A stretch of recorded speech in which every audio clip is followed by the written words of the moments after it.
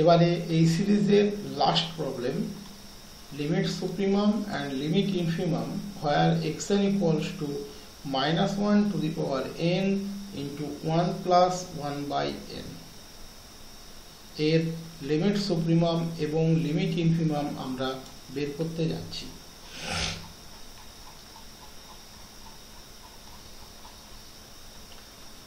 xn এখানে হচ্ছে -1 to the power n into 1 plus 1 by n।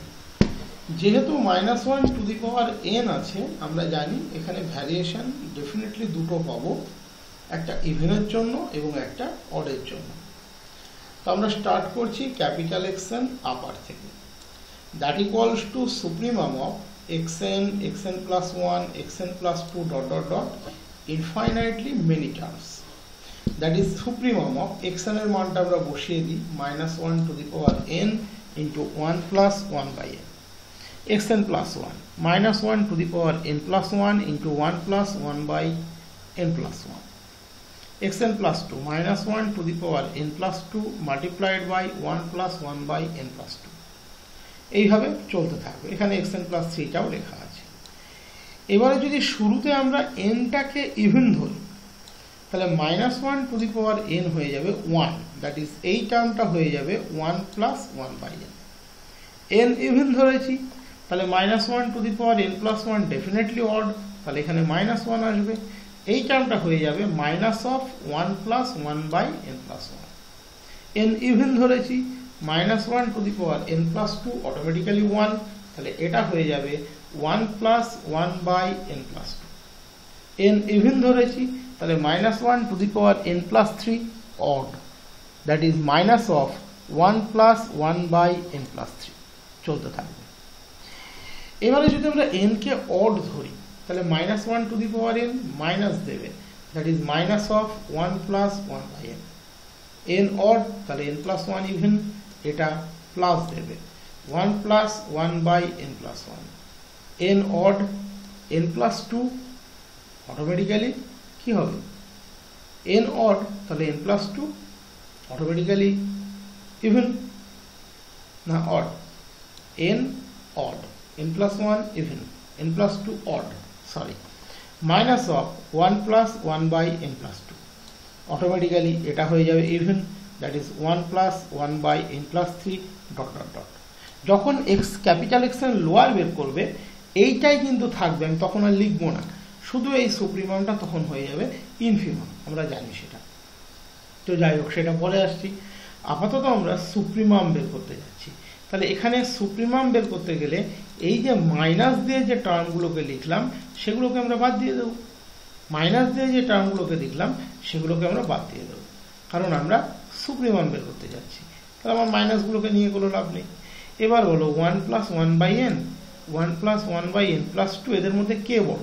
অবশ্যই 1 plus 1 by n বড়, কারণ n plus 2 greater than n, 1 by n plus 2 less than 1 by n, 1 plus 1 by n plus 2 obviously less than 1 plus 1 by n। তাহলে এদের supremum হচ্ছে 1 plus 1 by n যদি n even হয়, আর অডের ক্ষেত্রে অবশ্যই 1 plus 1 by n plus 1 এদের সবার চেয়ে বড়, that is 1 plus 1 by n plus 1 যদি n অড হয়। তাহলে ক্যাপিটাল এক্সেন আপার হবে 1 plus 1 by n যদি n ইভেন হয়, আর যদি n অড হয় 1 plus 1 by n plus 1। আমি অডের কেসটা দেখিয়ে দিই, তাহলে একটু তোমাদের বুঝতে সুবিধা হবে।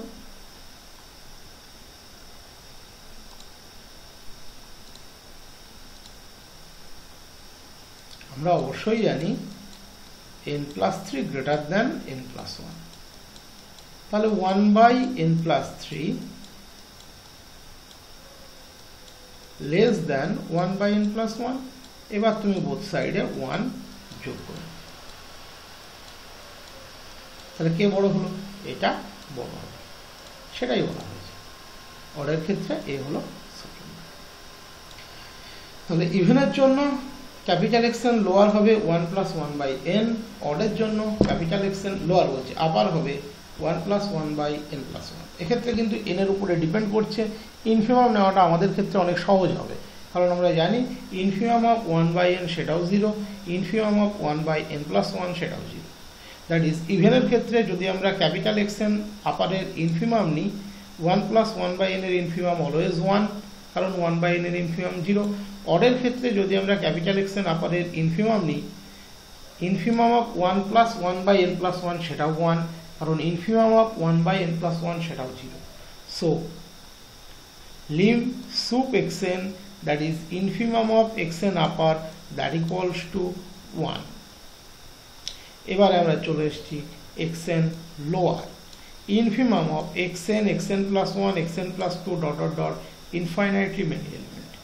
xn একদম আগের মতোই লিখেছি, -1 to the power n 1 + 1/n, xn+1 -1 to the power n+1 into 1 + 1/n+1, xn+2 -1 to the power n+2 into 1 + 1/n+2, xn+3 -1 to the power n+3 into 1 + 1/n+3 ... infinitely many element। যদি n ইভেন হয়, -1 to the power n always 1 হবে, that is এই টার্মটা হয়ে যাবে এটা। যদি n even হয়, n+1 odd হবে, তাহলে -1 to the power n+1টা হয়ে যাবে -1 + 1/n+1। এটা হয়ে যাবে ইভেন, দ্যাট ইজ 1 + 1/n+2। এটা হয়ে যাবে -1 + 1/n+3 ... infinitely many element। n যদি অড হয়, -1 to the power n দেবে -1, দ্যাট ইজ -1 + 1/n। n+1 কিন্তু তখন ইভেন হবে, দ্যাট ইজ এটা হবে 1 + 1/n+1। n অড, তার মানে অটোমেটিক্যালি n+2 সেও odd, -1 + 1/n+2। n+3 even, that is 1 + 1/n+3 ... infinitely many element। এবার কিন্তু ইনফিমাম নিতে হবে, তাহলে পজিটিভ টার্মগুলোকে তুমি ডিসকার্ড করতে পারো, পজিটিভ টার্মগুলোকে ডিসকার্ড করতে পারো। এবার বলো -1 + 1/n+1 আর -1 + 1/n+3 এর মধ্যে কে বড়? তুমি তো এখানে লিখেই রেখেছো।